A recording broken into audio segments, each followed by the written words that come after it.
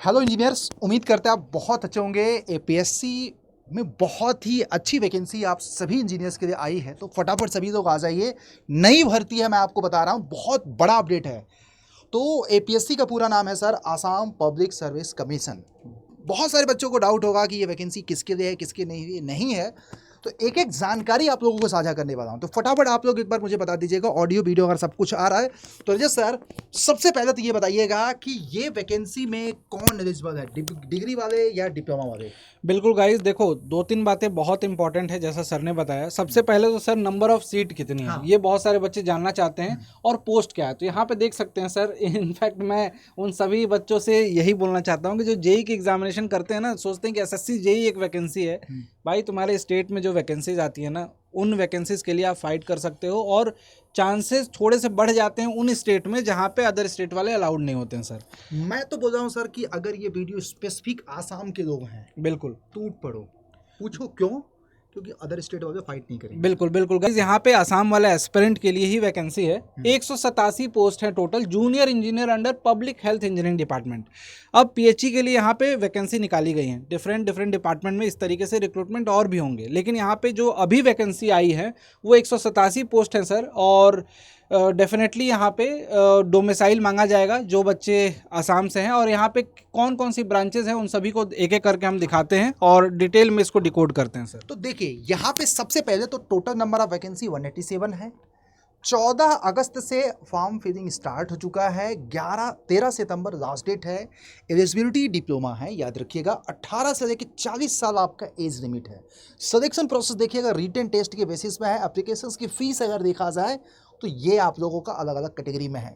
और salary structure 14,000 का basic payment है, बट आपको भी पता है कि सारी चीज़ें ऐड होने के बाद अच्छी खासी आपको सैलरी यहाँ पे मिलने वाली है, जो जेई को एक मिलती है, चाहे किसी स्टेट में हो सर। सबसे बड़ी बात देखो, मैं आपको बता दूं, फ्रेशर्स एलिजिबल हैं, किसी भी तरह का एक्सपीरियंस रिक्वायर्ड नहीं है।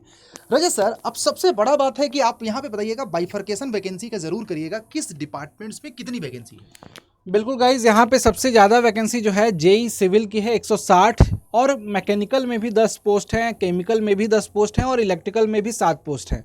तो बेसिकली जितने सिविल इंजीनियरिंग एस्पिरेंट हैं उनके लिए एक डिसेंट वैकेंसी मैं बोल सकता हूँ। इसमें से ऑलमोस्ट 160 पोस्ट हैं टोटल। और गाइज सबसे इंपॉर्टेंट बात, बहुत सारे बच्चे पूछते हैं कि सर सिविल इंजीनियरिंग में कौन कौन से डॉक्यूमेंट हमारे पास होने चाहिए कि इस एग्जामिनेशन को हम दे के क्लियर कर सकें। तो कुछ बेसिक चीज़ें हैं सर। देखो, बर्थ सर्टिफिकेट, एज प्रूफ, आजकल डेफिनेटली सबके पास हाई स्कूल की मार्कशीट होगी जिसको एज अ बर्थ सर्टिफिकेट हम मानते हैं।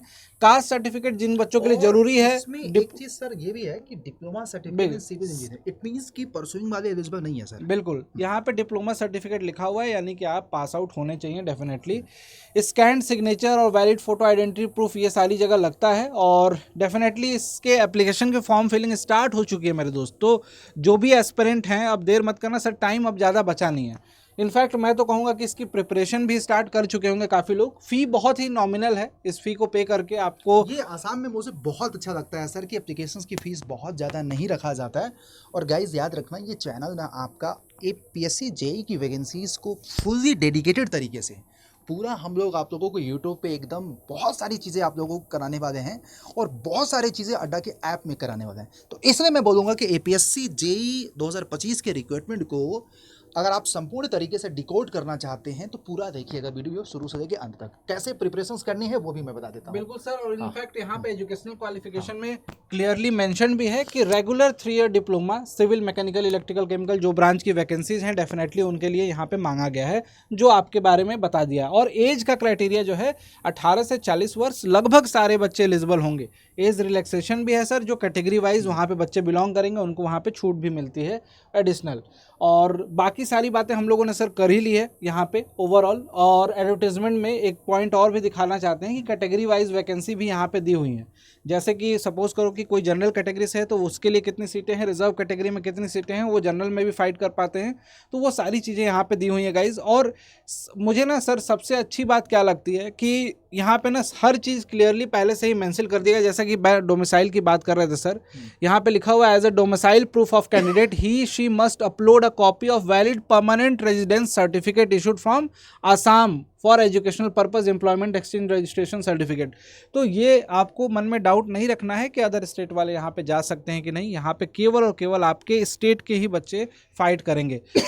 यहाँ पे सर उन बच्चों में कंपटीशन तो कम होता है, लेकिन क्या इतना कम है क्या कि बच्चे बहुत कैजुअली लेके सोचते हैं कि चलो एग्जामिनेशन निकल जाएगा, पढ़ाई थोड़ी बहुत चल रही है, क्वेश्चन प्रैक्टिस तो उससे हो जाएगा। वैकेंसी बड़ी होती है, पैसा भी अच्छा खासा मिलता है, तो डेफिनेटली मेहनत भी चाहिए होगी, चाहे स्टेट की ही वैकेंसी क्यों ना। रिलेटिवली थोड़ा सा कंपटीशन कम तो होता है, लेकिन पढ़ना तो पड़ेगा सर। डेफिनेटली मैं आपको बता दूं, और आपके आसाम में ही मैं आपको बता रहा हूं कि जितनी वैकेंसी है ना, उसके रिस्पेक्ट में अगर देखा जाए तो बहुत सारे मेधावी छात्र स्टूडेंट्स ऐसे हैं जो इस वैकेंसी के लिए दिन रात एक लग चुके हैं।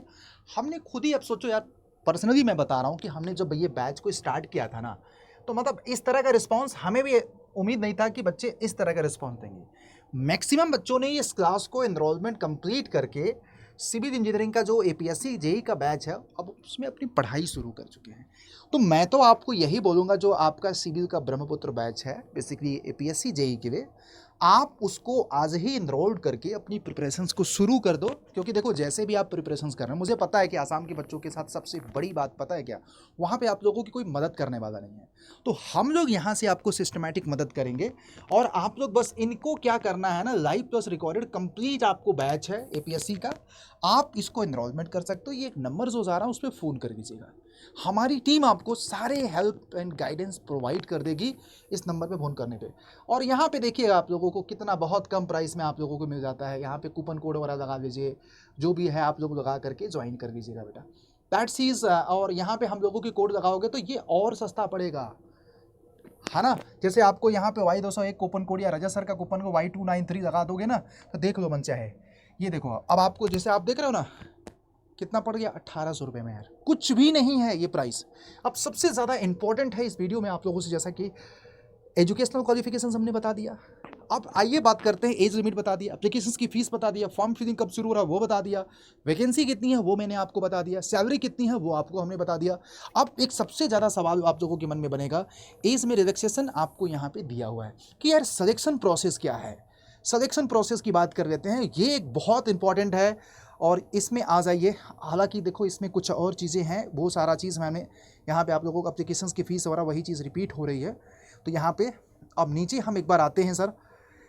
सिलेक्शन प्रोसेस तो आपको सिंपल सी बात है, रिटन टेस्ट तो होगा ही होगा। फर्स्ट स्टेज आप लोगों को पता है कि फॉर्म भरने के बाद आप लोगों को रिटन टेस्ट होना है। तो रिटन टेस्ट के बारे में क्या कहा जा रहा, आइए देख लेते हैं एक बार हम, ठीक है।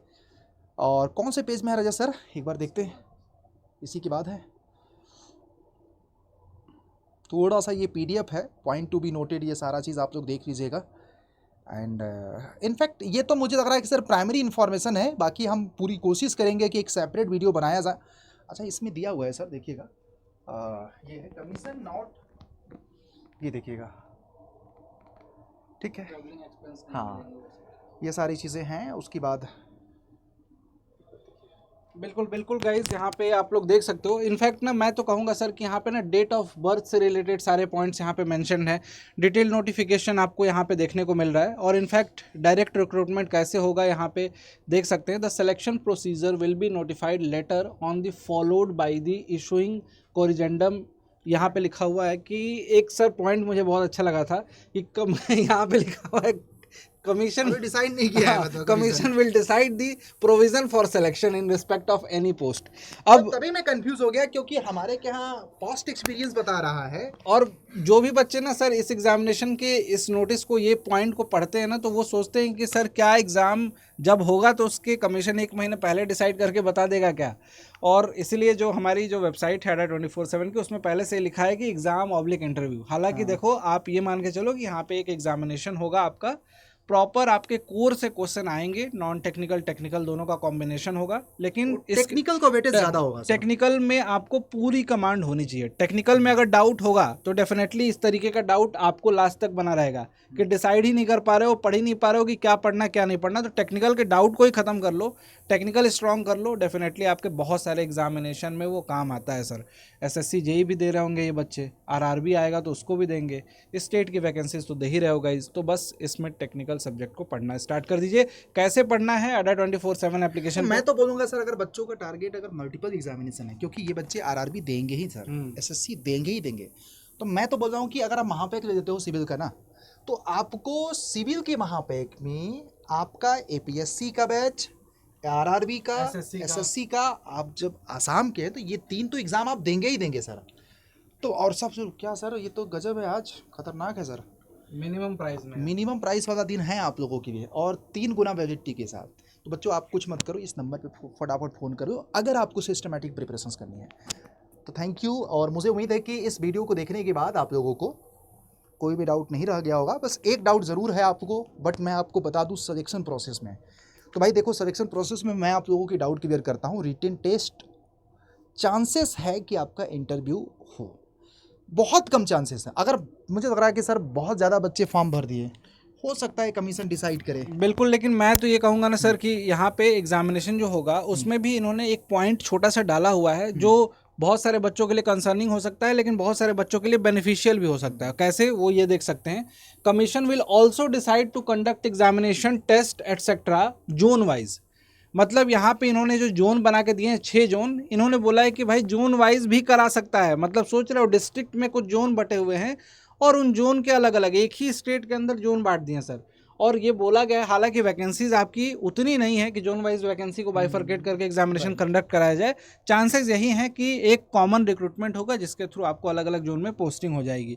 यही सबसे ज़्यादा इसके चांसेस हैं, और इसी हिसाब से आपको प्रिपरेशन भी करनी है। एग्ज़ाम जरूर देना है, फॉर्म 100% फिल कीजिएगा। सिस्टमेटिक पढ़ाई आपको अड्डा 24/7 ही दे पाएगा यहाँ पे, क्योंकि जितने भी स्टेट के एग्जामिनेशन होते हैं अड्डा 24/7 हमेशा वहाँ पे प्रिपरेशन कराता है, आपको सिस्टमेटिकली पढ़ाता है। क्लासेस भी प्रोवाइड कराएंगे, यूट्यूब पे भी बहुत सारी क्लासेस आपके लिए प्लान की गई हैं जो आने वाले दिनों में देखने को मिलेंगी अगर क्वेश्चन प्रैक्टिस करना है। जैसा कि सर ने बताया कि महापैक अगर आपने नहीं लिया ज्वाइन कर लीजिएगा, आपकी प्रिपरेशन वहाँ पे वन स्टॉप सोल्यूशन है, सारी तरीके से हो जाएगी। बाकी आपको लगता है कि महापैक नहीं लेना तो आप स्पेशल बैच भी ले सकते हैं, इट्स योर कॉल यार। Thank you, keep learning, keep watching. Preparation अगर यूट्यूब पे भी कर रहा है तो चैनल को सब्सक्राइब जरूर करना। Thank you.